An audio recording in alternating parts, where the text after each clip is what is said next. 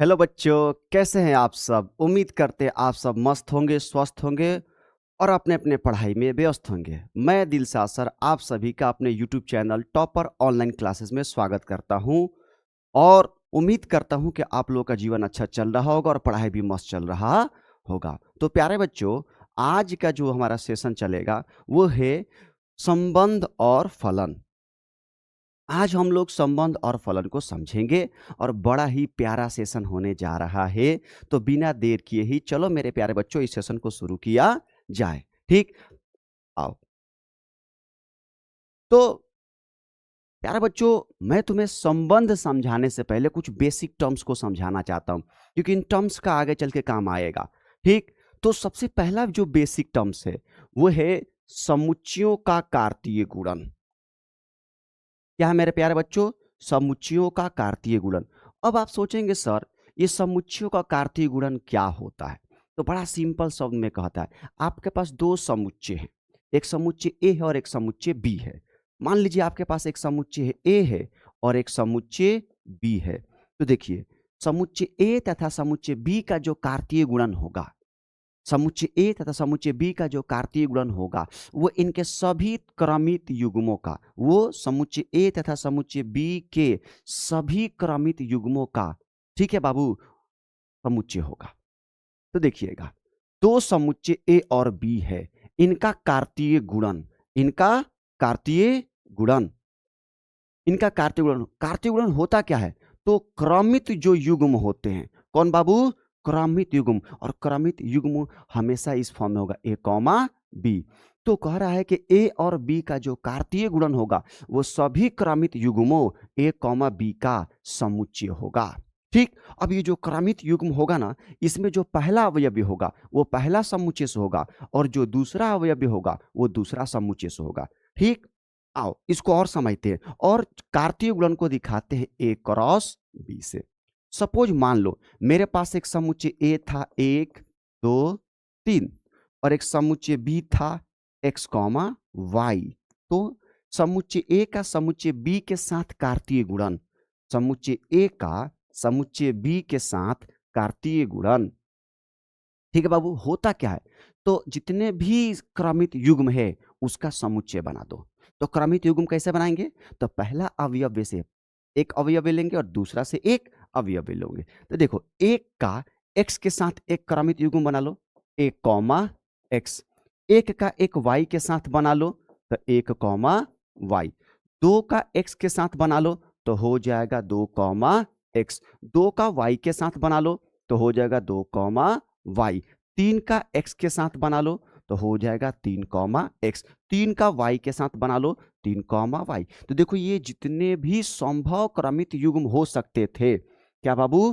क्रमित युग्म हो सकते थे, वो मैंने लिख लिया। अब जैसे इसको मझोला ब्रैकेट में लिखेंगे ये हो गया समुच्चय। तो जितने भी क्रमित युग्म होते उन्हीं के समुच्चय को, क्रमित युग्म के समुच्चय को ही क्या कहते हैं हम? कार्तीय गुणन।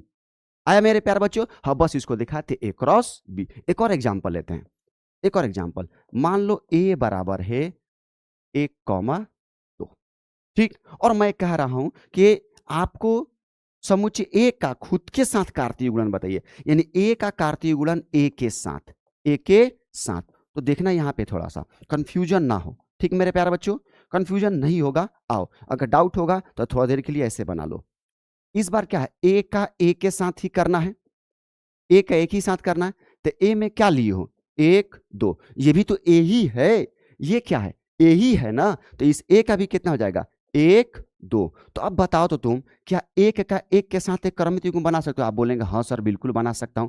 इस एक का एक बार दो के साथ बना सकते हैं? आप बोलेंगे हाँ सर बिल्कुल बना सकता हूं। क्या इस दो का अब एक, एक से जितना हो सकता तो मैंने तो बना दिया। तो क्या ये दो का एक के साथ हो सकता है? आप बोलेंगे हाँ सर बिल्कुल हो सकता है। क्या दो का दो के साथ बना सकते हैं? बिल्कुल हो सकता है। तो देखिए, ए का ए के साथ जो कार्तीय गुणन था उसमें मैंने क्या किया, जितने भी संभव क्रमित युग्म हो सकते उसको मैंने लिख लिया। अब उसको जैसे ही मझोला ब्रैकेट में लिखेंगे ये हो गया समुच्चय और ये आ गया इनका कार्तीय गुणन। तो सिंपल भाषा में बाबू, साधारण भाषा में जो कार्तीय गुणन होता है वो सभी क्रमित युग्मों का समुच्चय होता है। क्या होता है? समुच्चय होता है। सभी क्रमित युग्मों का समुच्चय होता है। और एक बार फिर से मैं बोल दूं, अब ये देखो, यहाँ एक बात पे गौर करो। यहाँ जैसे ये एक क्रमित युग्म है, ये एक अलग क्रमित युग्म है, ये एक अलग क्रमित युग्म है। अब इसमें से उठाओ एक को, जैसे मैंने लिया 1 कॉमा x, तो याद रखना इसमें का जो क्रमित युग्म का जो पहला अवयव होता है वो पहला समुच्चय का होता है। ठीक, देखो यहाँ पे पहला अवयव कौन है? 1, तो पहला समुच्चय में कौन है? 1 है ना। ठीक, और यहाँ से जो दूसरा अवयव होगा वो दूसरे समुच्चय से होगा, यानी ये 1 किससे आएगा? समुच्चय ए से आएगा, और ये जो x किससे आएगा? समुच्चय बी से आएगा। हर हाल में होना चाहिए। क्लियर? आओ आगे बढ़ते हैं।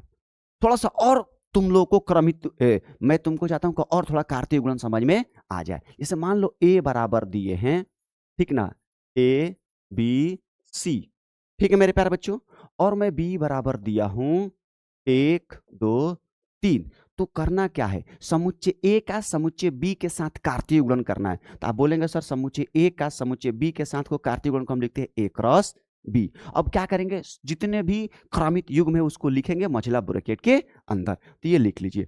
एक बार आप बोलेंगे सर 1 का 1 के साथ बना दीजिए, मैंने बोला बिल्कुल बना दो। एक बार बोलेंगे 1 का 2 के साथ बना दो, मैंने बोला बिल्कुल बना दो। आप बोलेंगे 1 का 3 के साथ बना दो, मैंने बोला ठीक है ये भी चलेगा। अब a से जितना हो सकता मैंने बना दिया। अब आप काम करिए, b का 1 के साथ बना दीजिए, b कॉमा 1, b का 2 के साथ बना दीजिए तो b कॉमा 2, b का 3 के साथ बना दीजिए तो b कॉमा 3, यानी b से जितना भी संभव क्रमित युग्म हो सकता हमने बना दिया। अब c से बनाइए, c कॉमा 1, अब c का 2 के साथ बना दीजिए, अब c का 3 के साथ बना दीजिए। अब ये इन्हीं के समुच्चय को क्या बोल देंगे? कार्तीय गुणन। ठीक है मेरे प्यारे बच्चों। अब फिर मैं यहाँ पे आपको एक बात बोल रहा हूँ कि इसमें से कोई भी कार्तीय गुणन सॉरी क्रमित युग्म उठाइए, जैसे ये उठा लिया b कॉमा 1, तो ध्यान दीजिएगा, आप ही बताइए b पहले समुच्चय का अवयव होगा, यानी b कहाँ से आएगा? a से, और 1 कहाँ आएगा? b से। देख लीजिए b में 1 है कि नहीं? तो आप बोलेंगे हाँ है। a में b है कि नहीं? तो आप बोलेंगे हाँ है। समझे? तो क्रमित युग्म के जो समुच्चय होता है उसी को हम बोलते हैं कार्तीय गुणन। अब आगे बढ़ते हैं प्यारे बच्चों। अब हम लोग को मेन टॉपिक जो हम लोग को पढ़ना है, आ गया हमारा मेन टॉपिक। इसी को समझाने के लिए मैं वो एग्जांपल लिया था कार्तीय गुणन को समझाने के लिए। संबंध क्या होता है? आपके मन में प्रश्न उठ रहा होगा, संबंध क्या है सर? आपका डेली लाइफ में बहुत सारे आपके रिलेशन है, मम्मी पापा का रिलेशन है, भाई बहन का रिलेशन है, ठीक है ना, जीजा जी का आपका रिलेशन है, लेकिन वो आपका डेली लाइफ का मैथ में रिलेशन क्या है? तो मैथ में रिलेशन देखिएगा, मैं 2 समुच्चय लिया हूं, एक समुच्चय ए है और एक समुच्चय बी है। तो समुच्चय ए का समुच्चय बी के साथ, समुच्चय ए का समुच्चय बी के साथ जो संबंध बनेगा, समुच्चय ए का समुच्चय बी के साथ जो संबंध बनेगा वो इनके कार्तीय गुणन का, ए का बी के साथ जो कार्तीय गुणन होता है ना उसका उपसमुच्चय होता है। उसका क्या होता है? उपसमुच्चय होता है। एकदम सिंपल भाषा में याद रखना है आपको। आपके पास अगर 2 समुच्चय, एक समुच्चय ए है एक समुच्चय बी है, तो समुच्चय ए का संबंध बी के साथ क्या होता है? तो इनका जो हम कार्तीय गुणन करेंगे ना, इनका जो कार्तीय गुणन करेंगे उसका उपसमुच्चय होता है। उसका क्या होता है? उपसमुच्चय। कोई भी संबंध हो, ठीक है, अगर कोई संबंध किसी समुच्चय के साथ है तो वो संबंध ना उस समुच्चय के जितने कार्तीय गुणन का, उस समुच्चय के कार्तीय गुणन का हमेशा उपसमुच्चय आएगा। एग्जाम्पल के तौर पे मेरा बात को समझो, जैसे ये देखो, ध्यान देना, मैं कह रहा हूं कि देखो मेरा मेरा एक समुच्चय था ए और एक था समुच्चय बी। बात को समझना, मेरे पास 2 समुच्चय, एक है ए और एक है बी।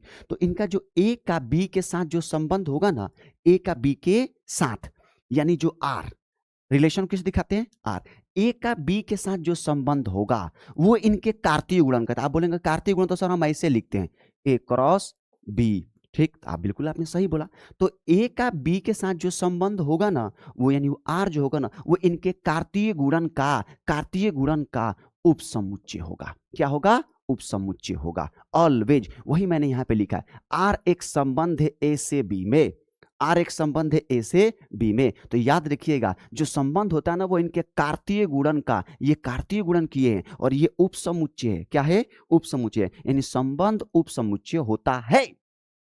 संबंध उपसमुच्चय होता है किसका? कार्तीय गुणन का। अब एक और आसान भाषा में मैं बोल रहा हूं कि मान लीजिए कि आर एक संबंध है। आर क्या है? एक संबंध समुच्चय ए में, यानी केवल समुच्चय ए में ही है वो। आर, बात को समझना, आर एक संबंध है, किसके साथ? समुच्चय ए के साथ, यानी केवल एक ही समुच्चय इसमें। तो इसका मतलब क्या कि ये जो संबंध होगा वो उप समुच्चय होगा उसके कार्तीय गुणन का। तो कार्तीय गुणन यानी ए का किसके साथ कर देंगे? ए के साथ कर देंगे, तो ये हो जाएगा वो फॉर्मेट। यानी हमेशा जो संबंध होता है उस समुच्चय के कार्तीय गुणन का उप समुच्चय होता है। आइए अब इसी बात को थोड़ा सा इसको ऐसे समझते हैं कि अगर ऐसे दे दे और बोले कि चेक करिए ये संबंध है कि नहीं है, तो कैसे पता करेंगे कि संबंध है कि नहीं है? तो आइए, ए का मान दिए है 1 2 3, बी का मान दिए है 4 5 6। हमारे पास दो समुच्चय है, तो याद रखिएगा ये एक रिलेशन है, ये एक रिलेशन है, ये एक रिलेशन है, ये एक रिलेशन है, मैंने 4 रिलेशन लिखा है। तो मैंने बोला है कि जो संबंध होगा वो इनके कार्तीय गुणन का उप्स, ठीक है, कार्तीय गुणन का उप समुच्चय होगा, ठीक है। अब जब भी हम कार्तीय गुणन लिखते हैं तो कार्तीय गुणन के अंदर सब क्रमित युग्म ही होते हैं। आप बोलेंगे हाँ बिल्कुल आप सही कह रहे हैं। तो जो क्रमित युग्म होता है उसमें से जो पहला अवयव आएगा वो पहले समुच्चय का होना चाहिए, जो क्रमित युग्म का दूसरा अवयव होगा वो दूसरे समुच्चय का होना चाहिए। आइए, 1,4, एक इसका है 4 उसका है, सही है। 1,5, एक इसका है 5 इसका है, ये भी सही है। एक इसका है, यानी ये संबंध है, ठीक। ये देखिएगा, एक एक इसमें है 5 इसमें है, चलेगा। 2,4, 2 इसमें है 4 इसमें है, चलेगा, ये सही क्रमित युग्म है, ठीक है। 3 इसमें है और 6 इसमें, यानी ये संबंध है। क्लियर? अब ये देखिएगा R2, सॉरी R3, 1 4, एक इसका है 4 उसका है, ठीक। 1 5, एक इसका है 5 उसका है। 3 6, 3 इसका है 6 इसका है, चलेगा। 2 6, 2 इसका है 6 इसका है, चलेगा, क्योंकि क्रमित युग्म में पहला अवयव पहले समुच्चय का होता है, दूसरा अवयव दूसरे समुच्चय का होता है। ध्यान देना, 3 पहला का है 4 दूसरा का, यानी ये भी संबंध है। यहां देखो 4 2, तो 4 है, तो 4 हमारे समुच्चय ए का होगा क्या समुच्चय बी का होगा? तो आप बोलेंगे सर समुच्चय ए का होगा, क्योंकि क्रमित युग्म का जो पहला अवयव होता है वो ए का होता है और जो दूसरा होता है वो बी का होता है। तो ए में 4 होना चाहिए, इसमें कहीं 4 है नहीं है, इसका मतलब कि ये क्रमित युग्म ही क्या है? गलत है। जब क्रमित युग्म ही गलत है तो ये संबंध बनेगा ही नहीं, यानी ये संबंध नहीं है। आइए आगे बढ़ते हैं, ठीक है प्यारे बच्चों। अब यहाँ पे दिए हैं ए बी सी डी, समुच्चय ए में जो अवयव है वो है ए है, बी है, सी है, डी है, और बी में जो है वो है पी है, क्यू है, आर है, एस है, ठीक। और आपको रिलेशन दिया हूं R1 R2 R3 R4, check करना है कौन संबंध है कि नहीं है। तो जो संबंध होता है वो कार्तीय गुणन का उप समुच्चय होता है, और कार्तीय गुणन में होते क्या है? क्रमित युग्म। और क्रमित युग्म का मतलब क्या होता है कि पहला अवयव पहले समुच्चय से होना चाहिए और दूसरा अवयव दूसरे समुच्चय से होना चाहिए। अगर पहला अवयव दूसरे समुच्चय का होगा और दूसरा अवयव पहला का, तो वो क्या हो जाएगा? गलत। आइए, तो ये देखिएगा ए पी, हाँ इसमें का ए है, इसमें का पी है। बी आर, इसमें का बी है, इसमें का आर है, ये भी सही है। सी एस, इसमें का सी है, इसमें का, यानी ये संबंध है। अब ये देखिएगा क्यू बी, तो जब ये क्रमित युग्म है, ये एक क्या है? क्रमित युग्म है, तो इसका पहला अवयव समुच्चय ए में होना चाहिए। तो ए में क्यू दिख रहा है का? नहीं, इसका मतलब ये संबंध नहीं है, संबंध नहीं है। अब आओ, ए है, पी इसका है, ए इसका है, क्यू इसका है, ठीक है। डी इसमें है, पी इसमें है, सी इसमें है, आर इसका है, ठीक है। बी भी है, बी भी है, आर भी है, यानी ये संबंध है। अब ये तुम लोग बताओ संबंध है कि नहीं है? देखो तो एक बार, देखो तो, ए पहले समुच्चय का होना चाहिए, हाँ ए है। दूसरा पी इसका होना चाहिए, ये सही है। क्यू क्यू पहला में है क्या? आप बोलेंगे नहीं है, यानी ये संबंध नहीं है। क्लियर प्यारे बच्चों? तो कौन संबंध है और कौन संबंध नहीं आप पहचान जाएंगे। गुड, आगे बढ़ते हैं। तो देखिएगा, अब मैं आपके सामने लेकर के आया हूं सार्वत्रिक संबंध। क्या बाबू? सार्वत्रिक संबंध, इसको समझते हैं। बड़ा काम का टॉपिक है सार्वत्रिक संबंध। तो सार्वत्रिक संबंध क्या होता है? सार्वत्रिक संबंध क्या होता है? एक ऐसा संबंध, एक ऐसा संबंध, ठीक, जिसमें समुच्चय ए का प्रत्येक अवयव, यानी समुच्चय ए में जितने भी अवयव होंगे, ठीक है, उन प्रत्येक अवयव का बी के प्रत्येक अवयव से संबंध होना चाहिए। मतलब क्या? अब मतलब यहां पर है, जैसे मान लो ए का मान है x कॉमा वाई और बी का मान दे दिए आपको a कॉमा बी, और मैं कह रहा हूं कि चलो मैं तुमको समझाने जा रहा हूं सार्वत्रिक संबंध। तो बात को समझना, मैं तुम्हें बहुत सारा रिलेशन लिख करके समझा रहा हूं ताकि तुमको समझ में आए, ठीक है।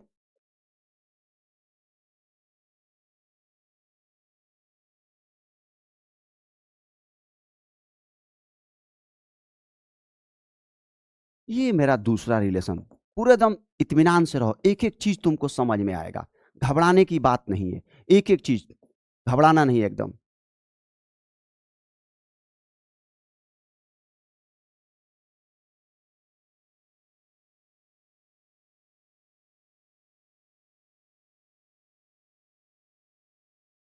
एकदम मेरे प्यारे बाबू घबराना नहीं, एकदम रिलैक्स रहो।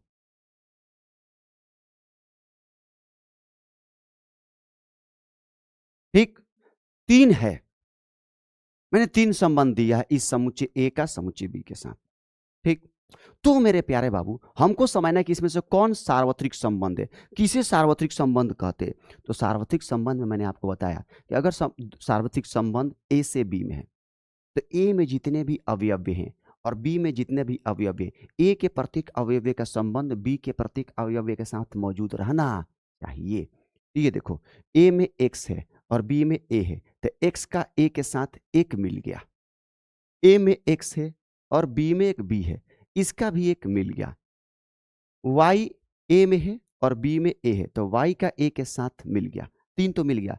ठीक, तो ए, अब ए में वाई है और बी में एक बी है, तो वाई का बी के साथ भी होना चाहिए था, क्योंकि इसमें जितना है, इसमें जितना है सबके साथ कुछ ना कुछ संबंध होना चाहिए। तो वाई का बी के साथ जो संबंध है यहाँ तो छूट गया, छूट गया तो मतलब ये सार्वत्रिक संबंध नहीं है, सार्वत्रिक संबंध नहीं है। अब देखो, इसमें एक्स का ए के साथ एक बना दिया, इसमें x का एक b के साथ बना दिया, इसमें y का एक a के साथ बना दिया, इसमें y का एक b के साथ बना दिया, यानी x में जितना था b में जितना था सबका सबके साथ मिल गया संबंध। तो आप बोलेंगे सर यही तो सार्वत्रिक संबंध कहता है कि a में जितने भी होंगे, ठीक है, उनका संबंध b के प्रत्येक अवयव से होना चाहिए। तो a का सबका संबंध b के सबके सबके अवयव के साथ आ गया, यानी क्या हो गया, सार्वत्रिक संबंध हो गया। और अच्छे से समझो, ये देखो, y का a के साथ मिल गया, y का b के साथ मिल गया, तो a का जो अवयव है वो तो x भी है और y भी है, लेकिन केवल y का b के साथ मिला है, x वाला तो मिला ही नहीं है, यानी a में x तो छूट गया। तो मैंने क्या बोला कि a में जितना भी अवयव होगा उन सबका संबंध b में प्रत्येक अवयव से होना चाहिए, लेकिन इसमें तो x वाला तो छूट गया, यानी ये सार्वत्रिक संबंध नहीं है। ठीक है मेरे प्यारे बच्चों, और आगे बढ़ो और समझते हैं, और थोड़ा समझते हैं। ठीक, सार्वत्रिक संबंध और प्यार से, डाउट नहीं होगा, डाउट को तो हम दूर कर देंगे एकदम। ठीक, मान लीजिए मेरे पास है a कॉमा बी कॉमा सी और b बराबर है 1,2। ठीक, अब हम समझते हैं सार्वत्रिक संबंध। मैंने एक रिलेशन लिखा है R1, मैंने एक रिलेशन लिखा है बाबू R1, R1, तो मैंने आपको दिया है a,1, a,2, b,1, b,2। ठीक, एक और रिलेशन दिया है R2, मैंने बोला है a,1, a,2, b,1, b,2, c,1 और c,2। ठीक, आपके पास एक और रिलेशन लिखा हूं a,2, b,2, c,2। ठीक, अब इन तीनों में से समझते हैं कौन हमारा सार्वत्रिक संबंध है। तो सार्वत्रिक संबंध का परिभाषा तो ये कहता है कि ए में जितने भी अवयव हैं उन सभी अवयव का, प्रत्येक अवयव का बी के प्रत्येक अवयव के साथ कोई ना कोई संबंध होना चाहिए। ए में जितने हैं बी में जितने, उन सबका सबके साथ संबंध होना चाहिए, कोई भी एक मिस नहीं होना चाहिए। बिल्कुल, आइए चेक करते हैं। तो आप बोलेंगे ए का एक के साथ तो मिल गया सर, ए का 2 के साथ मिल गया सर, बी का 1 के साथ मिल गया सर, बी का 2 के साथ मिल गया, लेकिन ए में अवयव सी भी तो है, इसमें सी का कहीं मिला क्या, नहीं ना मिला। तो आप बोलेंगे सर इसमें तो सी का मिला ही नहीं, इसका मतलब क्या, ये सार्वत्रिक संबंध नहीं है। अब आइए, ए का 1 के साथ मिल गया, ए का 2 के साथ मिल गया, ए का 3, सॉरी, बी का 1 के साथ मिल गया, बी का 2 के साथ मिल गया, सी का 1 के साथ मिल गया, सी का 2 के साथ मिल गया। तो आप बोलेंगे सर ए का सबका बी के सबके साथ मिल गया, यानी ये सार्वत्रिक संबंध है, ये सार्वत्रिक संबंध है। अब तीसरा देखो, अब बोले ए का 2 के साथ है, एक बी का 2 के साथ है, सी का 2 के साथ है, लेकिन ए का 1 के साथ ना छूट गया ना बाबू, बी का 1 के साथ छूट गया ना, सी का 1 के साथ छूट गया ना, सबके साथ होना चाहिए, यानी ये सार्वत्रिक संबंध नहीं है। तो उम्मीद करते हैं मेरे प्यारे बच्चों सार्वत्रिक संबंध समझ में आ गया होगा। तो अब अगला संबंध हम लोग पढ़ने जा रहे हैं।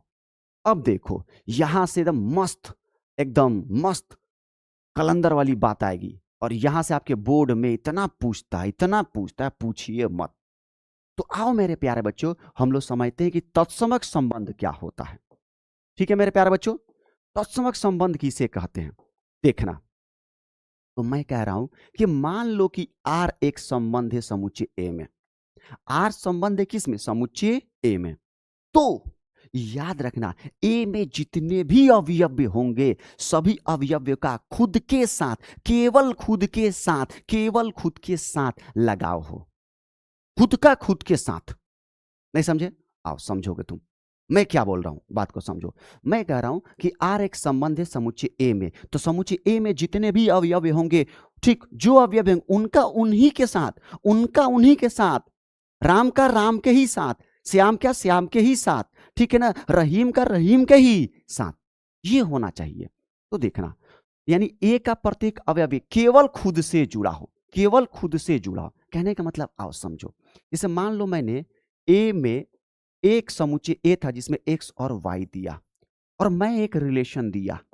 मैं कह रहा हूं कि आपको समझना है कि तत्समक, इसमें एक्स है ना, तो एक्स का एक्स के साथ होना चाहिए, एक्स का एक्स के साथ होना चाहिए, वाई का वाई के साथ होना चाहिए, केवल यही होना चाहिए, यानी ये तत्समक संबंध है। क्यों है? क्योंकि ए में जितने भी अवयव थे उनका खुद के साथ संबंध है।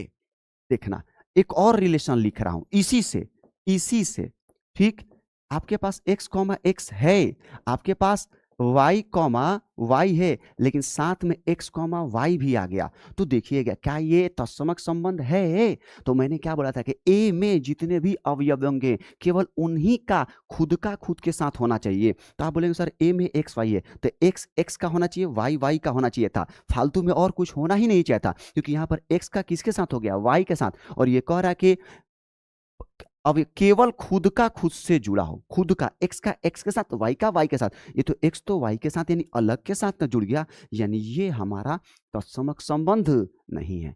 ठीक है मेरे प्यारे बच्चों, आओ और एग्जांपल लेता हूं, और एग्जांपल से तुम लोग समझाता हूं। जैसे मान लो ए में दिया हूं 1 2 3 दिया हूं ना, तो ए में जितना भी अवयव है सबके साथ रिलेशन निकलना चाहिए। जैसे मान लो मैं एक रिलेशन दिया हूं, तुमसे पूछ रहा हूं बताना 1,1 1,2 1,3 क्या ये तत्समक संबंध है? आप बोलेंगे सर ए में जितना है सबका जो है उसका खुद के साथ होना चाहिए, तो जब ए में 1 2 3 है तो 1 का 1 के साथ होना चाहिए, 2 का 2 के साथ होना चाहिए, 3 का 3 के साथ होना चाहिए, लेकिन यहाँ पे तो सिर्फ 1 का 1 के साथ है, 2 का 2 के साथ तो है ही नहीं है, 3 का 3 के साथ है ही नहीं है, तो जब नहीं है तो ये मेरे प्यारे बच्चों तत्समक संबंध नहीं है। अब इसी पे दूसरा एक दे रहा हूं, बात को समझना, 1,1 2,2 3,3। अब बताओ, तो अब बोलेंगे सर ए में जितने भी अवयव है उनका खुद के साथ दिख गया और फालतू में कोई और नहीं दिखा, तो ये तत्समक संबंध है। फिर आगे एक और देखो, आगे देखना, जैसे मान लो 1,1 दिया हूं, क्या दिया हूं बाबू, 1,1, फिर दिया हूं आपको 2,2, फिर दिया हूं आपको 3,3, लेकिन साथ में एक 1,2 भी दे दिया हूं। तो मैंने पढ़ाया है कि तत्समक में होता क्या है कि जो समुच्चय होगा उसमें अगर 50 अवयव हैं तो 50 का खुद के साथ होना चाहिए, किसी का दूसरे के साथ नहीं होना चाहिए। लेकिन यहाँ पर 1 का 1 के साथ है, 2 का 2 के साथ है, 3 का 3 के साथ ले, लेकिन 1 का 2 के साथ एक फालतू में चला आया, अलग के साथ नहीं होना चाहिए, खुद के साथ होना चाहिए, यानी ये तत्समक संबंध नहीं है। तो बताओ मेरे प्यारे बच्चों तत्समक संबंध समझ में आ रहा है कि नहीं आ रहा है? आप बोलेंगे हाँ सर अब हमको पूरा समझ में आ गया। तो याद रखना तत्समक संबंध को हम IA से दिखाएंगे। किस दिखाएंगे? IA से। आगे बढ़ते हैं, आगे अभी और समझाएंगे, और मस्त एकदम पूरा समझा दूंगा ऐसा कि आपके दिमाग में सेट कर जाएगा। ए में है 1 2 3 4 है, तो मैं एक रिलेशन लिखा हूं R1, एक रिलेशन लिखा हूं R2, एक रिलेशन लिखा हूं R3, एक रिलेशन लिखा हूं R4। ये सब आपको जवाब देना है, ठीक है? आपको बताना है कि इसमें से कौन तत्समक है और कौन तत्समक नहीं है। ठीक है मेरे प्यारे बच्चों, आपको जवाब देना है कि कौन तत्समक है, कौन तत्समक नहीं है। ये सिर्फ आपको बताना है, मैं नहीं बताऊंगा, सिर्फ आपको जवाब देना है। उम्मीद करते हैं प्यारे बच्चों ये आप लोगों को सेशन समझ में आ रहा होगा और मजा भी आ रहा होगा। बोलो बच्चों, मजा आ रहा है कि नहीं आ रहा है? मजा आ रहा है कि नहीं आ रहा? बोलो बोलो। एकदम मस्त मेरे प्यारे बच्चों, एकदम मस्त। आओ देखते हैं। मैंने एक समुच्चय लिया है ए, उसमें अवयव है 1 2 3 4। तो इसमें जितने भी अवयव है सबका सबके साथ होना चाहिए कि नहीं होना चाहिए? आप बोलेंगे बिल्कुल सर होना चाहिए, होना चाहिए। बिल्कुल, बहुत बढ़िया। तो ये देखिए, एक का एक के साथ तो मिल गया, दो का दो के साथ मिल गया, तीन का तीन के साथ मिल गया, लेकिन इसमें जो चार है वो छूट ना गया, छूट ना गया। इसमें जितना उसका खुद के साथ होना चाहिए, यानी ये तत्समक नहीं है। अब दूसरा देखो, एक का एक के साथ है, दो का दो के साथ है, तीन का तीन के साथ है, फिर इसमें चार का छूट गया और एक का तीन के साथ दे दिया, यानी ये भी तत्समक संबंध नहीं है। ये एक का एक, दो का दो, तीन का तीन, चार का चार, यानी ए में जितना सबका खुद के साथ आ गया तो हाँ आ गया। अब ये देखो तो एक का एक के साथ, दो का दो के साथ, तीन का तीन, चार का साथ, यहां तक तो ठीक था, यहां तक तो ठीक था, लेकिन ये आगे काम सारा क्या कर दिया, बिगाड़ दिया, क्योंकि इसमें एक भी खुद का दूसरे के साथ नहीं होना चाहिए, खुद का खुद के साथ होना चाहिए, यानी ये आके बिगाड़ देना, यानी ये तत्समक संबंध नहीं है। तो यहां से एक निष्कर्ष निकालता हूं, वो निष्कर्ष बड़ा ही काम का बात है। दुनिया का कोई भी आप समुच्चय लीजिएगा तो उसमें केवल एक ही यूनिक, उस समुच्चय का केवल एक ही तत्समक संबंध बनता है, केवल एक ही तत्समक संबंध बनता है। आप दुनिया का कोई भी समुच्चय लीजिए, कोई भी समुच्चय लीजिए, उसका केवल एक ही तत्समक संबंध बनता है। तत्समक संबंध बनता है, एक से ज्यादा नहीं बनता है, एक से ज्यादा नहीं बनता है। उम्मीद करते हैं आपको तत्समक संबंध आ गया होगा समझ में। ठीक है प्यारे बच्चों, आगे बढ़ते हैं। तो देखना, अब आ गया मक्खन, एकदम मक्खन घी बटर है, एकदम बटर। आ जाओ, क्या है? स्वतुल्य संबंध। क्या है बाबू? स्वतुल्य संबंध। आप कहेंगे सर ये क्या है? भाई ये मक्खन है तुम्हारा जीवन के लिए, बोर्ड में यहीं से आएगा, यहीं से आएगा। आओ, स्वतुल्य संबंध क्या है पहले समझते हैं। मान लो कि आर एक संबंध है समुच्चय ए में, आर एक संबंध है समुच्चय ए में, तो याद रखना ए में जितने भी अवयव होंगे उनका खुद के साथ जुड़ाव होना चाहिए। एकदम ध्यान से देखना, ए में जितने भी अवयव होंगे खुद से जुड़े होंगे, खुद से जुड़े होंगे। और ये लाइन मैं अपने तरफ से लिख कर लाया हूं ताकि तुम्हें कंफ्यूजन ना हो। इतना ही पहले समझना है कि समुच्चय ए में जितना भी अवयव होगा उसमें खुद के साथ ही जुड़ाव होना चाहिए। अब प्लस अगर मान लो साथ में किसी दूसरे के साथ भी जुड़ गया तो इसमें कोई दिक्कत नहीं है। दिक्कत होता था तत्समक में, दिक्कत होता था किसमें? तत्समक है, उसमें केवल खुद के साथ था। इसमें कह रहा पहले जितने ए में रहेंगे उसका खुद के साथ है और बाहरी किसी और मिल गया तो कोई दिक्कत नहीं है। आओ इसको पहले समझते हैं। तो जब भी तुम स्वतुल्य चेक करोगे तो ये देखना कि ए आर में होना चाहिए, और ये कहां से आएगा? तो समुच्चय ए से होगा। अब ये हिंदी में लिखा हुआ, ये अगर नहीं भी समझ में आया तो आओ इसका ऑपरेशन करता हूं। इतना प्यार से ऑपरेशन करूंगा तुम लोग को बड़ा मजा आने वाला है। तो मान लो ए बराबर दिया हूं, एक समुच्चय है 1,2, तो रिलेशन स्वतुल्य क्या कहता है ना, स्वतुल्य कहता है कि ए में जितना है उसका खुद के साथ तो होना ही चाहिए। पहला कंडीशन ये है कि खुद के साथ होना चाहिए, यानी ना एक का एक के साथ पहले होना चाहिए, ठीक, दो का दो के साथ होना चाहिए। तो ये हमारा स्वतुल्य हो गया, ये हमारा क्या हो गया? स्वतुल्य हो गया। एक और रिलेशन देखो, एक और, अभी अभी अभी तुमको बस समझना है। 1,1, 2,2, और इसमें आ गया 1,2। तो ये देखो पहले ए में जितना है उसका खुद के साथ मिल गया, तो आप बोलेंगे हाँ बिल्कुल मिल गया। और कोई फालतू में चला के आ गया 1 2, तो ये भी चलेगा, ये भी स्वतुल्य है, वही बात लिखा हूं। प्लस और साथ ही किसी दूसरे के साथ जुड़ा हो तो कोई दिक्कत नहीं है। और प्यार से समझते, और लो एक और एग्जांपल लेता हूं। जैसे मान लो ए बराबर दिया हूं 1 2 3, तो एक रिलेशन लिखा हूं R1। देखना 1,1, 2,2, ठीक। एक रिलेशन लिखा हूं R2, लिखा हूं 1,1, 2,2, 3,3, ठीक। प्यारे बच्चों एक और रिलेशन लिखा हूं R3, लिखा हूं 1,1, 2,2, 3,3, 1,3। फिर एक और रिलेशन लिखा हूं R4, 1,1, ठीक है, 2,2, 3,3, 1,2 और 1,3। ठीक है मेरे प्यारे बच्चों, आपके सामने इतना रिलेशन लिखा हूं, केवल समुच्चय कौन दिया हूं, ये। तो पहले बताओ, जो समुच्चय में जितने अवयव है उसमें तुम्हें क्या देखना है, खुद का खुद के साथ है कि नहीं है। तो एक का एक के साथ है, दो का दो के साथ है, लेकिन इसमें तीन का तीन के साथ है, नहीं है, यानी ये तुम्हारा स्वतुल्य नहीं है। ये देखो, एक का एक के साथ, दो का दो के साथ, तीन का तीन के साथ। आप बोलेंगे सर ये तो मिल गया, तो मिल गया तो ये स्वतुल्य है। ये देखो, एक का एक के साथ है, दो का दो के साथ है, तीन का तीन के साथ है, और मिल गया ना, सेम का सबका खुद के साथ मिल गया ना, और ये फालतू में कुछ भी उधर देखना ही नहीं है, मारो इसको पहले फुर्सत में, स्वतुल्य है। अब इसको देखो R4 को, एक का, इसमें ए में 1 2 3 है, तो एक का एक के साथ, दो का दो के साथ, तीन का तीन के साथ मिल गया ना। अब ये क्या देखना है, बड़ा मजा, एक हो गया, ये स्वतुल्य है। तो आप बोलेंगे सर फिर अभी जो आप तत्समक पढ़ाए हैं उसमें और इसमें क्या फर्क है? फर्क है, फर्क है, फर्क है।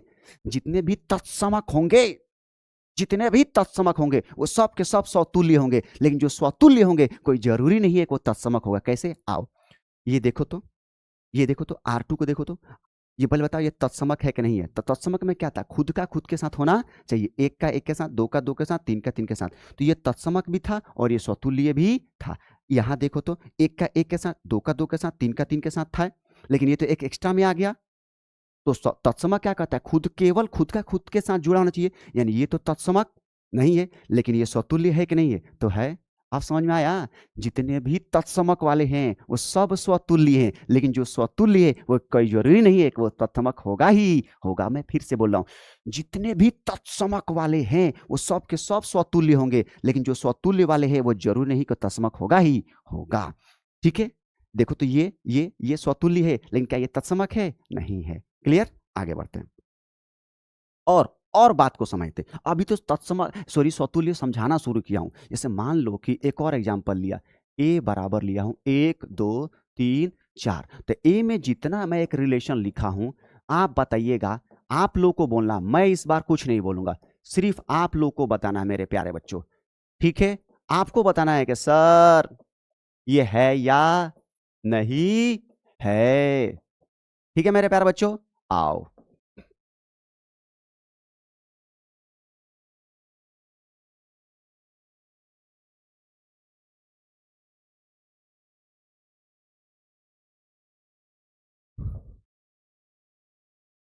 तो मेरे प्यारे बच्चों, बोर तो नहीं हो रहोगे, सेशन समझ में आ रहा होगा पूरा पूरा? ठीक है, एकदम मजा आ रहा होगा, एकदम छोड़ना नहीं है मेरे प्यारे बच्चों। आओ, अब देखो, अगर ए में 1 2 3 4 है तो स्वतुल्य के लिए सबका सबके साथ होना चाहिए। एक का एक के साथ है, दो का दो के साथ, तीन का तीन, चार तो छूट गया ना, यानी ये स्वतुल्य नहीं है। एक का एक के साथ है, दो का दो के साथ, तीन का तीन, चार का चार, ओहो मिल गया, स्वतुल्य है। और बताओ ये तत्समक है कि नहीं? है। अब देखो, एक का एक के साथ, दो का दो के साथ, तीन का तीन के साथ, चार का चार के साथ, ओ माय गॉड मिल गया। और ये साथ में कोई अन्य बाराती भी आया, कोई दिक्कत नहीं है, स्वतुल्य है, स्वतुल्य है। ठीक है मेरे प्यारे बच्चों, अब देखो R4, ठीक, एक का एक के साथ, दो का दो के साथ, तीन का तीन, चार का चार, ये तो मैच कर गया, और साथ में ये बाराती भी आए हैं तो चलेगा। तो अब बताओ स्वतुल्य समझ में आया कि नहीं आया? आ गया होगा। आगे बढ़ते हैं। तो मैं आप लोग को एक बात बता रहा हूं, फिर से बोल रहा हूं कि देखना, जो सममित, जो समित कह रहा हूं मैं, जो तत्समक होगा ना वो अपने आप स्वतुल्य होगा, लेकिन जो स्वतुल्य होगा ना कोई जरूरी नहीं है कि वो तत्समक हो। तो मैं लिख दे रहा हूं, सभी तत्समक, सभी तत्समक स्वतुल्य होंगे, स्वतुल्य होंगे, लेकिन, लेकिन, किंतु, परंतु, बंधु, सभी स्वतुल्य। ठीक है, सभी स्वतुल्य, ठीक है ना, तत्समक नहीं होंगे, तत्समक नहीं होंगे। ठीक है, ये हमने समझ गया। अब आगे बढ़ते हैं। अब आ गया सममित संबंध। सममित संबंध क्या कहता है? कहता ना कि मान लो कि ए में आर कोई संबंध है, ए में आर कोई क्या है? संबंध है। तो अगर संबंध में ए कॉमा बी है, अगर संबंध में ए कॉमा बी है, अगर संबंध में ए कॉमा बी है, तो इसका उल्टा बी कॉमा ए भी संबंध में होना चाहिए। अगर संबंध में मान लो 1,2 है, अगर ये 1,2 संबंध में है, तो बोलो इसका उल्टा 2,1 भी संबंध में होना चाहिए। अगर नहीं होगा तो ये सममित नहीं होगा। आओ प्यार से समझते, प्यार से, क्या तेजी है यार, चिल करो एकदम। मान लो एक क्वेश्चन दिया हूं, ए बराबर 1 2 3। तो मेरे प्यारे बच्चों, मैं आपको एक रिलेशन दिया हूं, ये तो समुच्चय था। मैं कह रहा हूं कि 1 2 है और 2 1 है। तो तुम बताओ क्या ये सममित है कि नहीं? तुम बोलोगे सर 1 2 है तो इसका उल्टा करेंगे तो 2 1 मिल गया, यानी ये सममित है। मेरे प्यारे बच्चों इधर आओ, जैसे यहां देखना R2, ये एक अलग रिलेशन है। मैं दिया हूं 1 3 और दिया हूं 1 1 और दिया हूं 3 1 और दिया हूं 2 3 और दिया हूं 3 2। आओ चेक करते हैं, चेक किया जाए। तो बोलेंगे सर 1 3 है तो इसका उल्टा कितना होगा? 3 1। सर यहाँ मिल गया, यानी ये पास कर गया। आप बोलेंगे सर 1 1 है तो इसका उल्टा भी कितना होगा? 1 1, इसका भी पास हो गया। ठीक, अब ये 3 1 है, इसका उल्टा सबका चेक करेंगे, एक एक का चेक करेंगे। ऐसा मत करना यार, ऐसा पाप मत करना, पाप लगेगा तुम लोग को। सिर्फ इसी का चेक करके ये बोल दोगे सम्मित है यार, ऐसा ऐसा मत करना, ऐसा मत करना। अब ये 3 1 है तो उसका उल्टा 1 3, 1 3 यहाँ पर है। अच्छा 2 3 का उल्टा 3 2 है, यानी सब पास कर गया। ठीक है, यानी ये क्या है बाबू? सममित है। अभी और लो और लो और लो, R3 लो। मैंने डाला है 1 3, मैंने डाला है 2 3। अब तुम बताओ क्या ये सममित है? तुम बोलोगे सर 1 3 तो है लेकिन 3 1 नहीं है, 2 3 है लेकिन 3 2 नहीं है, तो नहीं है तो ये सममित नहीं है। कैसा लगा प्यारे बच्चों? आओ अभी, और अभी तो शुरू हुआ मेरे प्यारे बच्चों, शुरू हुआ। आओ एग्जाम्पल लो। मैंने एक समुच्चय लिया एक्स वाई जेड और एक रिलेशन बनाया। वो रिलेशन है एक्स का वाई के साथ। ठीक है मेरे प्यारे बच्चों, जेड का जेड के साथ। रुको यार, ये थोड़ा अच्छा नहीं लग रहा है, थोड़ा सा फास्ट लिख रहा हूं लग रहा है। जेड का जेड के साथ। ओहो, क्या आप क्या मिस्टेक कर रहे हैं? R2। मेरे प्यारे बच्चों बड़ा ही खूबसूरत है, बड़ा ही खूबसूरत है। Oh my God, oh my God, x comma Z, ये जेड है मेरे प्यारे बच्चों। ठीक है, और एक R3 लिया हूं मैं, यहाँ पे लिखा हूं एक्स कॉमा वाई, यहाँ लिखा हूं वाई कॉमा एक्स, यहाँ लिखा हूं एक्स कॉमा जेड, यहाँ लिखा हूं जेड कॉमा एक्स। चलो देखते हैं कौन सम्मित है और कौन सम्मित नहीं है। आप बोलेंगे सर एक्स कॉमा एक्स है तो इसका उल्टा करेंगे तो कितना जाएगा? एक्स कॉमा एक्स, पास कर गया। वाई कॉमा वाई है तो इसका उल्टा भी करेंगे तो कितना जाएगा? वाई कॉमा वाई, पास कर गया। ये जेड कॉमा जेड, इसका उल्टा भी करेंगे तो क्या कर जाएगा? Z comma Z. बोलो ना, आ गया, यानी पास कर गया। अब यहाँ पे एक बात बताओ, ए में कौन है? एक्स वाई जेड, तो खुद का खुद के साथ यहाँ पर है कि नहीं है? तो है, तो बताओ ये तत्समक है कि नहीं है? हाँ है, तत्समक है। गुड। तो एक बात याद रखना, जो तत्समक होता है ना वो तुम्हारा क्या होता है? सम्मित होता है। तत्समक जो होगा ना वो क्या होगा? सममित होगा, सम्मित होगा। डाउट मत रखना, डाउट मत रखना, अभी इस डाउट का ऑपरेशन कर दूंगा, टेंशन मत लो। ठीक, जो भी तत्समक होगा वो क्या होगा? सम्मित होगा। आओ देखना, बड़ा ही मजेदार है। अब ये देखो, यहाँ इसमें देखो एक्स कॉमा वाई है तो इसका उल्टा वाई कॉमा एक्स भी होना चाहिए ना। इसी में देखना, इसी में है क्या? नहीं ना। एक्स कॉमा जेड है, इसका उल्टा जेड कॉमा एक्स है, नहीं ना, यानी ये तत्समक नहीं है। ये देखो एक्स कॉमा वाई है तो इसका उल्टा वाई कॉमा एक्स इसी में है। अच्छा वाई कॉमा एक्स है, इसका उल्टा एक्स कॉमा वाई है। ये एक्स कॉमा जेड है तो इसका उल्टा जेड कॉमा एक्स है, मिल गया। ये जेड कॉमा एक्स है, इसका उल्टा एक्स कॉमा जेड यहाँ मिल गया, यानी ये तुम्हारा सममित है। तो बताओ सम्मित समझ में आ रहा है कि नहीं? आप बोलेंगे सर मक्खन की तरह समझ में आ रहा है, मजा आ रहा है सर, सेशन समझ में आ रहा है। आगे बढ़ते हैं, एक और एग्जांपल लेता हूं ताकि तुम लोग को थोड़ा और समझ में आए, ताकि तुम्हें फील हो कि हाँ मुझे आ रहा है। ए बराबर 1 2 3 4 और एक रिलेशन लिखा हूं 1 का 4 के साथ, 4 का 4 के साथ, 4 का 1 के साथ। तो बताना मेरे प्यारे बच्चों ये सममित है कि नहीं है? आप बोलेंगे सर 1 4 संबंध में है तो 4 1, ओहो मिल गया है, एक चेक हो गया। 4 4 का उल्टा भी कितना होगा? 4 4। ये 4 1 का उल्टा कितना होगा? 1 4, ओहो मिल गया, सब पास कर गया, यानी सम्मित है। सबको चेक करते हैं, एक चेक करके, और मत करना ऐसा गलती यार, सबको चेक करेंगे। तो उम्मीद करते हैं सम्मित समझ में आया होगा। जितने भी तत्समक है ना, जितने भी तत्समक वो सब के सब क्या होते हैं? सम्मित। मैंने पिछला बोर्ड में यहीं पे लिखा हूं, तत्समक क्या होगा? सम्मित होगा। आगे बढ़ते हैं। अब मक्खन टॉपिक आया, मक्खन टॉपिक, वो है संक्रामक। संक्रामक क्या है? मान लो कि आर कोई संबंध है, आर कोई संबंध है समुच्चय ए में, समुच्चय ए में। तो याद रखना अगर ए कॉमा बी आर में है, मेरे बाबू इस पे थोड़ा ध्यान देना, ये तुम लोग को डाउट पैदा करेगा। अगर ए कॉमा बी आर है तथा तथा तथा बी कॉमा, यहाँ पे ए गलती से लिखा हूं मैं, ये गलती से लिखाया है, ठीक है, तथा बी कॉमा सी भी आर में है, ए कॉमा बी आर में है और बी कॉमा सी भी आर में है, तो हर हाल में यहाँ का पहला और यहाँ का लास्ट वाला यानी ए कॉमा सी भी आर में होना चाहिए हर हाल में। हर हाल में अगर ए कॉमा बी रिलेशन में है और बी कॉमा सी भी है, कंडीशन है कि अगर ए कॉमा बी आर में है और बी कॉमा ए भी आर में, तब देखेंगे क्या कि ए कॉमा सी भी आर में होना चाहिए। अगर मान लो यदि लेकिन किंतु परंतु बंधु ए कॉमा बी आर में है लेकिन बी कॉमा सी आर में नहीं है, तो हम ये शर्त नहीं चेक करेंगे और इसको समझ जाएंगे कि ये पास कर गया, यानी ये संक्रामक होगा। क्या होगा? संक्रामक होगा। ये संक्रामक कब चेक करते हैं? जब मान लो ए कॉमा बी भी आर में है और बी कॉमा सी भी आर में है, तब न ए कॉमा सी हर हाल में होना चाहिए। इसका पहला इसका लास्ट वाला संबंध में होना चाहिए। लेकिन आपके पास मान लो केवल ए कॉमा बी ही है, बी कॉमा सी है ही नहीं, तो यहाँ पे संक्रामक चेक नहीं करेंगे, ये अपने आप क्या हो जाएगा? पास कर जाएगा, संक्रामक हो जाएगा। परिभाषा तो समझ लिए, लेकिन एग्जाम्पल कौन बताएगा? आइए ना, मैं बताऊंगा। आइए यहां देखिएगा, जैसे ए में है एक अवयव समुच्चय लिए 1 2 3, तो आर में है 1 कॉमा 2, तो ये देखो, तो ये अगर मान लो ये ए कॉमा बी है, अब ये खत्म किससे हुआ? 2 से। तो देखो, तो इसमें से 2 से कौन शुरू हुआ? ये शुरू हुआ, तो ये हो गया तुम्हारा बी कॉमा सी। आया समझ में? जिससे खत्म होगा उसी से शुरू होना चाहिए, तो ये बी कॉमा सी। तो इसमें का पहला, इसमें का लास्ट, इसमें का पहला कितना है? 1, इसमें का लास्ट कितना है? 3, 1 कॉमा 3 मिल गया। आप बोलेंगे हाँ मिल गया। अब इसको चेक करो, इसको मैंने बोला ना, सबको चेक करेंगे, एक एक को चेक करें। ये तो संक्रामक टेस्ट पास कर गया। इसको देखो 2 कॉमा 3, तो कोई इसमें ऐसा है जो 3 से शुरू हुआ है? आप बोलेंगे नहीं है। तो मैंने बोला ना कि जब केवल ए कॉमा बी और बी कॉमा सी नहीं हो तो टेस्ट पास कर जाएगा। ये भी पास कर गया। अब ये देखो 1 कॉमा 3, तो कोई है जो इसमें 3 से शुरू हुआ है? नहीं है, यानी ये केवल इसमें ए कॉमा बी और बी कॉमा सी नहीं है, यानी ये टेस्ट पास कर गया, यानी ये संक्रामक है। आ रहा समझ में? नहीं, एक बार और एक्सप्लेन करता हूँ।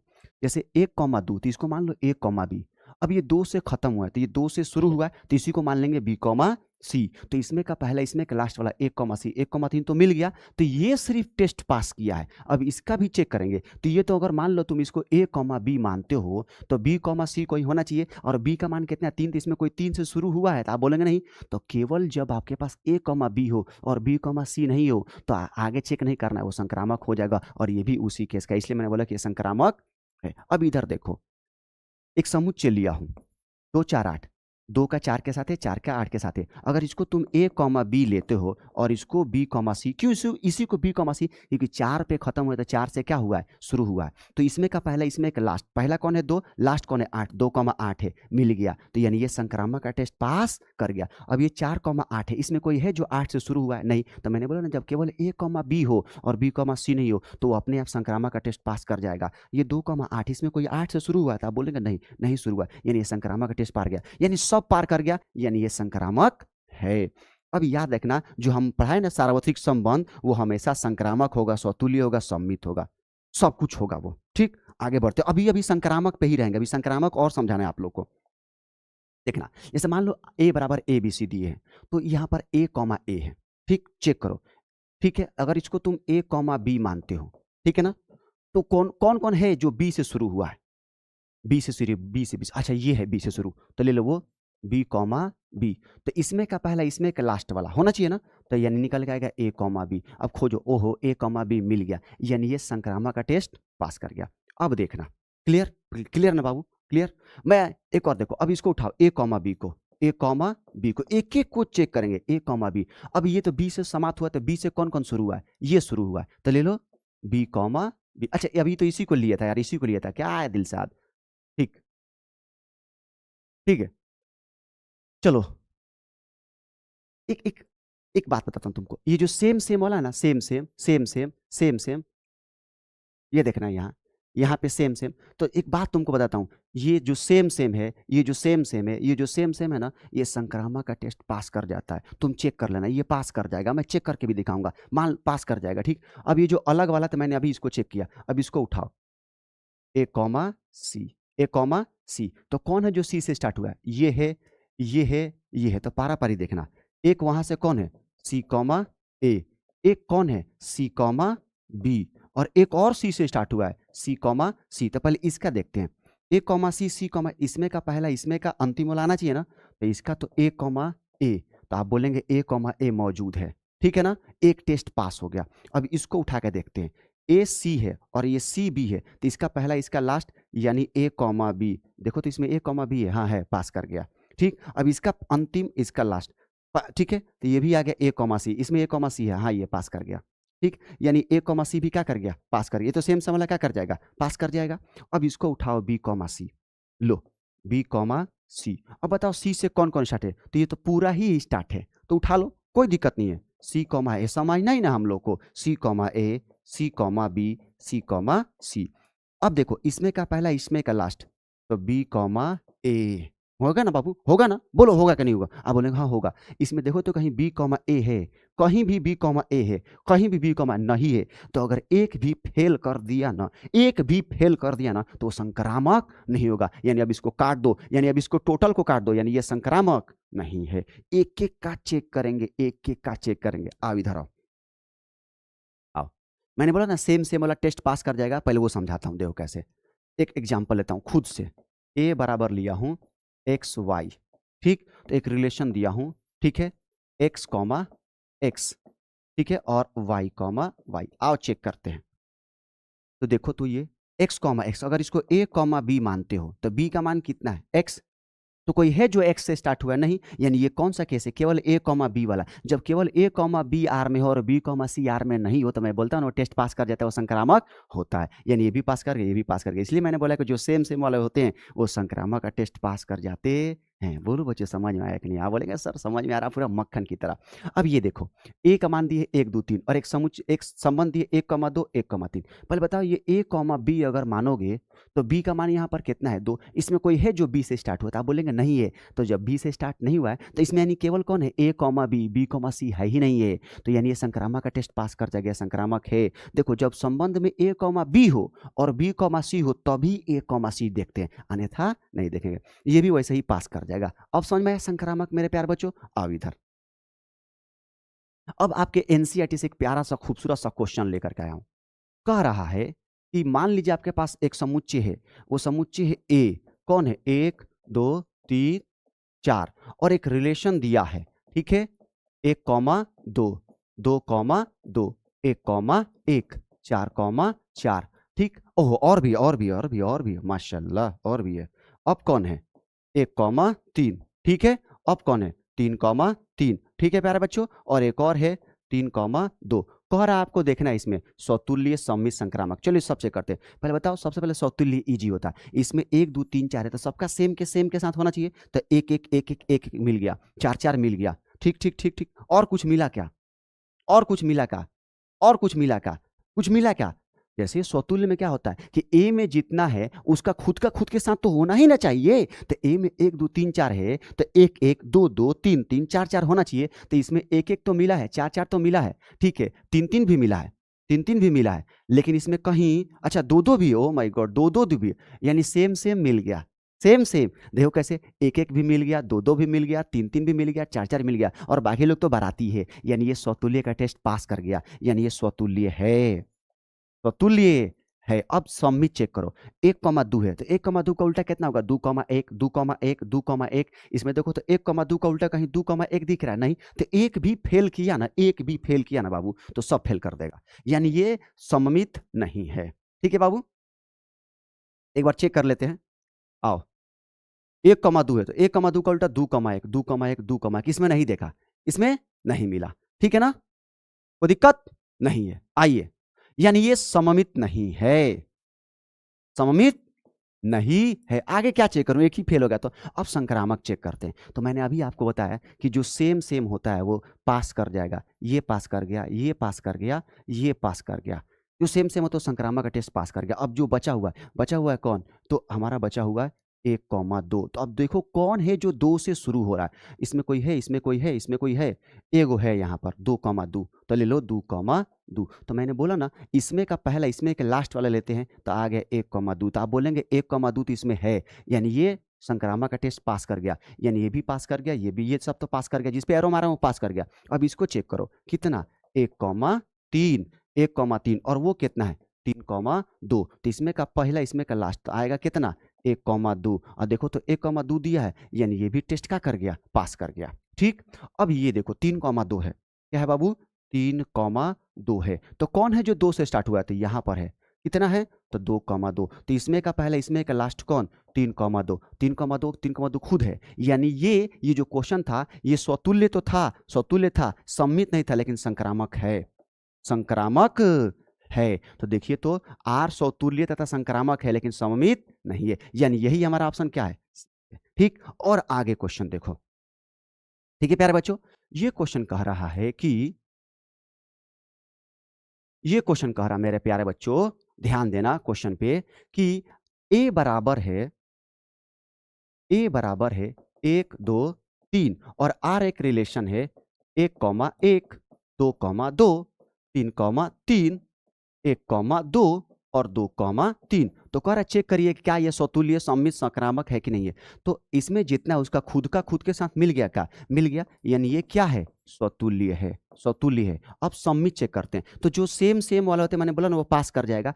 1,2 1,2, तो इसका उल्टा कितना होगा, 2,1, इसमें कहीं 2,1 दिख रहा है, नहीं, यानी ये सममित नहीं है, सममित नहीं है। अब संक्रामक चेक करते हैं, तो ये सेम सेम वाला टेस्ट पास कर जाएगा। अब 1,2 है, 1,2 और यहाँ पे 2,3 है, तो इसमें का ये मैच कर गया ना, तो इसमें का पहला, इसमें का अंतिम 1,3, इसमें कहीं 1,3 है, नहीं है, नहीं है, यानी ये संक्रामक नहीं है, संक्रामक नहीं है। तो ये तो स्वतुल्य है, लेकिन सममित और संक्रामक नहीं है।